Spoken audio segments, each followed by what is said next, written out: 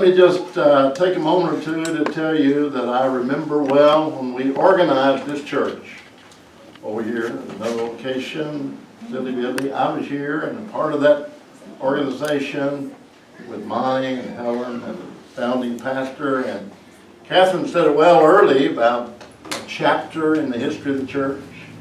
And now we are anticipating a future, and God is directing us and helping us. And I'm praying with you as we look to the future of this church as we go forward. But I do appreciate so much the work of your founding pastor. I appreciate the work so much of the board and Catherine and David and others, James, our secretary, and Dan, our treasurer, and everybody who's had a significant part to keep the ministry of the church going. That's right. I just feel like this morning that I've had about 3 sermons in one. Pastor Diane Elliott was pastor on this district when I came here as a district superintendent in 2011. Faith Christian Church, and what a great ministry. I did a review over there. She may not even remember that, but I do, because the people were so appreciative of Diane, and I think you can understand why. What a dynamic spirit this great pastor had at that point, and it came through in the message today. Yeah. We had, of course, Charlie Hale had been meeting with Catherine and David, perhaps, and others, and he's helping us with the interim and schedule Diana here today, so I'm grateful for that. Me too. By manual, by the church manual, the pastor of the future will be either a licensed minister, district licensed minister, ordained elder. Paragraph 115 says that's who we have. And churches under 35 voting members will be appointed by the district superintendent. However, in my experience, and I've been through this road a lot, I always like to work with a church board and not impose, but rather work with. And then when we find a good like-mindedness, we move forward and we will appoint pastor. I will tell you that we have 5 openings in Arizona right now, pastoral openings. Flagstaff and Lake Havasu and church down in Tucson and New Hope in Phoenix and here, and maybe I said 5, but at least I know that. And those churches are being filled one-to-one. We're working at it. And I'm here today because I wanted to be here. I didn't want you to go along with the supply and an interim time longer than you need, but I'm just grateful for all of you that have worked here today. So I will be making an appointment as soon as possible to help you go forward. I'm mindful of some of the needs, and I'm going to help in any way I possibly can from where I sit to help this church make its move forward in this community. I want you to know that. I appreciate being able to call James anytime. I call him at work, and he always returns the call. I'm grateful for all of you, and just trust God to bless you. I don't want to take an undue amount of time here, but is there a question somebody might have that's not on the board? I'll be meeting the board just a moment after church. Is there any kind of a question that might be in your mind about the future, or pastor, or whatever as we go forward? I know you can talk to the board. I know you can talk to me privately or call me or whatever you want to do, but if you had concern.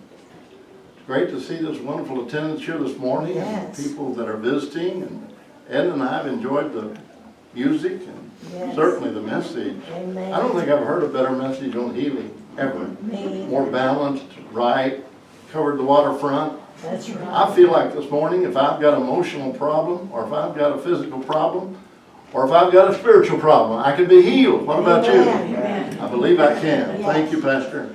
That was a wonderful message. Yes, it was. And God bless you. Now, James, are we meeting back in the little room? Yes, yeah, he's Okay. having her The board will meet there, class. and God bless all of you. I just wanted to make an announcement or two concerning our future. I'll live with the board and live with you till we get this Yes. thing moving forward with a new pastor in place, and trusting God in your behalf. It is, I'll say one more thing, it is difficult because Pastor Monty worked without salary of any kind, as far as I know. And this church has sacrificed to maintain a place to meet. Right, Dan? And all that you're doing, and I'm grateful. So we'll do our best. Most of the churches and most of the pastors who come want some kind of remuneration. They need some kind of remuneration. And it's right that you're not able right now, but we're working in that regard as much as we can along the way. But don't be disheartened. We'll do the right thing, and God will help us along the way. Yes, We believe that amen. with all of our I heart. believe it. I have a question. Okay. I don't know if anybody else is wondering about this, but I am. How long will it take for us to know who the interim pastor will be? You know, I don't know for sure. Okay. It could be, it could be I'm looking for a permanent pastor, right? Okay, Okay? Interim right now, Charlie Hale is arranging through you guys and Right. others to fill the preaching slot. But as far as getting a lead pastor, permanent pastor, someone here that can lead you forward, I'd like for that to happen as soon as possible. I'll talk to the board today, see how they feel. And when we get together and we find someone who can and will, we'll appoint them immediately. So it could be today, it could be at the end of the month or something, but we won't go a long time. Yes? if we have any issues then, do we direct them to Charlie Hale? He is the interim pastor, and many times Catherine, you, or David, or others could assist the congregation. Right, But if you have an issue right now, yes.